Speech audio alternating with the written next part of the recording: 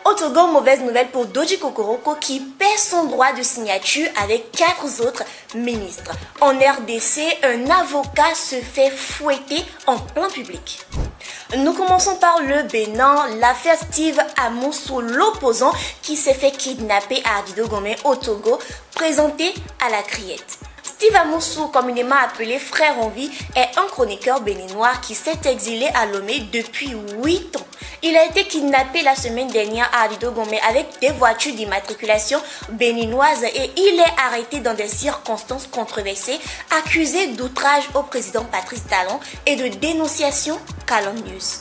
En effet, 2 de ses collaborateurs sont également poursuivis pour cybercriminalité. La mobilisation de l'opposition béninoise et des militants en faveur de la liberté d'expression a été intense, avec des appels à soutenir Amoussou lors de son audition à la Cour de répression des infractions économiques et du terrorisme, la Criette au Bénin. Son procès est prévu pour octobre et l'affaire met en lumière les tensions politiques au Bénin ainsi que la répression des voix dissidentes.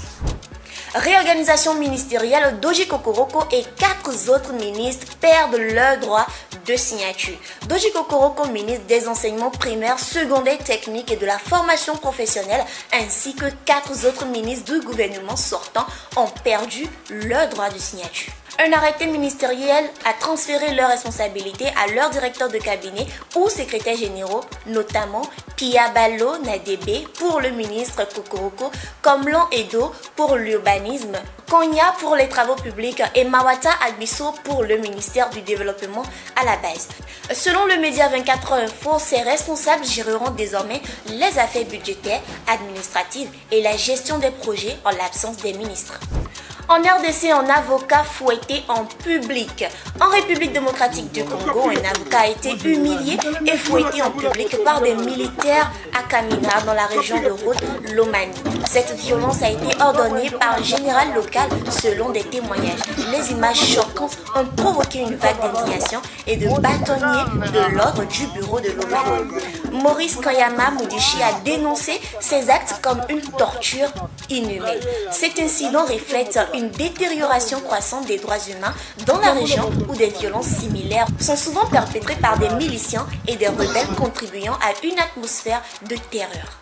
Nous parlons à présent sport. Ilas Bebou, victime d'une grave blessure. L'attaquant du TSG Hoffenheim, Ilas Bebou, a subi une opération au genou après une blessure de pré-saison. La nouvelle partagée par Bebou lui-même sur ses plateformes de médias sociaux a laissé les fans et les coéquipiers dans l'attente anxieuse de retour sur le terrain. Bonjour à tous, j'ai suivi une opération du genou réussie ce week-end, a annoncé Bebou. L'opération n'est que la fin de la première phase de ce qui promet d'être un voyage difficile vers un retour en pleine forme pour l'international togolais. Signature de Nibombé Daré, soutien de Kader Koubadja. L'ancien footballeur togolais Kader Koubadja a exprimé son soutien à Nibombé Daré, nouvellement nommé sélectionneur de l'équipe nationale togolaise. Koubadja, connu pour son but historique lors de la Coupe du Monde 2006, a salué cette nomination sur les réseaux sociaux en insistant sur l'importance de l'unité et d'une vision commune pour le développement du football togolais. Les 2 anciens coéquipiers auraient déjà discuté des moyens de renforcer la cohésion et d'améliorer les performances de l'équipe nationale. Ceci marque ainsi le début d'une nouvelle ère pour le football togolais sous la direction de Dari.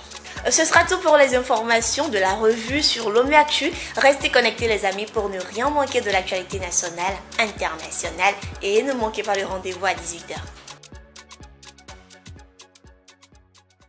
Lomé Actu.